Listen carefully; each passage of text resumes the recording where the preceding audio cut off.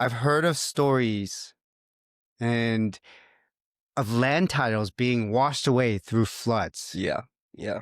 And they've been talking about digitizing land titles forever. Mm. And still to this day, when you ask the LRA, they say it's 90% complete.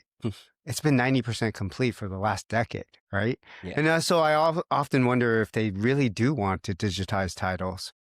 But it's so important, right? You guys, I don't know why the DOJ exactly is on top of the Land Registry Authority, but like you said, it's a legal process that has to happen. There's certain levels of due diligence, and maybe that's why you guys are on. Well, how do you see using technology to fix that part of it? Well, LRA, it's funny how you say that it's always been 90% ready. The 10% there, if I were to guess, is the resistance of people who take advantage of the situation. Probably. Right? I mean, it's easy to digitalize the land titling system by way of implementing a blockchain type of technology. Because with blockchain technology, everybody that uses the system can see exactly the step-by-step process where it's a public ledger. So if you have title A passed from person 1, 2, 3, 4, 5, 6, 7, 8, that's going to be there forever, right? And there's no way that you can amend that or change that by simply deleting something on a computer, because it's a public ledger. Everybody has access to it, and everybody is involved and has a stake in keeping the integrity of that ledger. So what are the chances of the LRA actually being able to implement anything like that?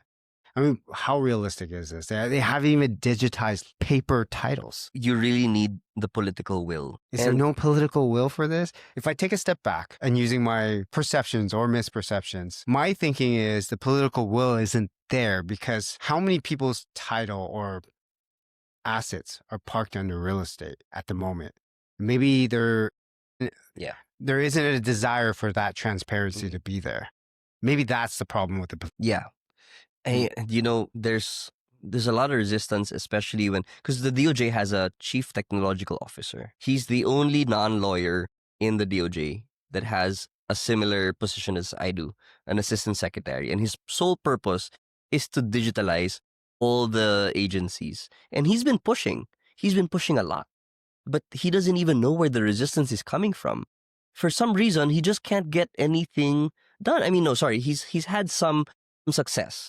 Right, he's been able to consolidate all the systems being used in the LRA currently, but there are some rogue elements from either the inside or the outside that don't want this to succeed. Yes, and so he encounters challenges everywhere. It makes a lot of sense because with a system like that, you can actually, let's use the US or Japan, for example. Property values are determined by actual sales price, right?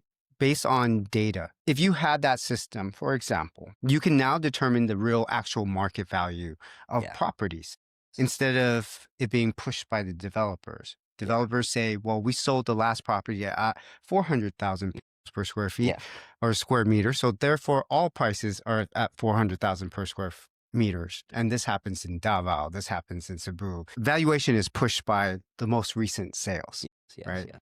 And so you have that incentive, but then you also have all the other incentives behind, we were like I was mentioning to you before, I had an interesting podcast with David Lee Chu. And he said at some point back in the 80s, back in the 70s and 80s, if you made any kind of money, there was a flight of capital.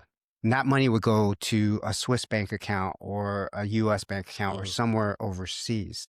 So money was being fleeing the country. And at some point, there was AML rules that prevented money to easily cross borders that way without the proper KYC, et cetera.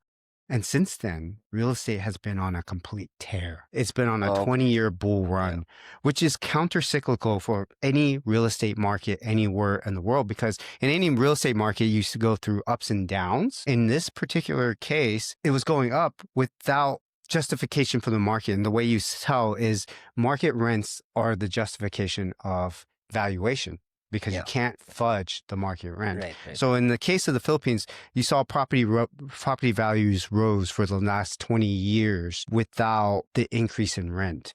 So that means a lot of people it implies that a lot of money was going into real estate and properties were just sitting empty. And this kept happening because there's just this, like, people were just moving, like all that liquidity in the market will go into real estate. And that is my guess of where the resistance may be coming from.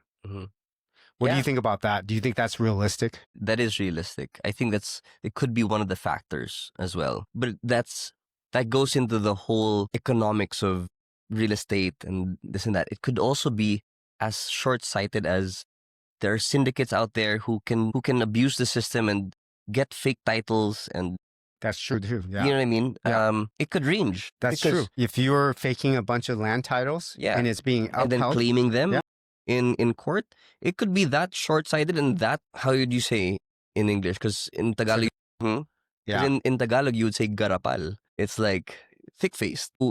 You're not ashamed to get, to do such shortcuts.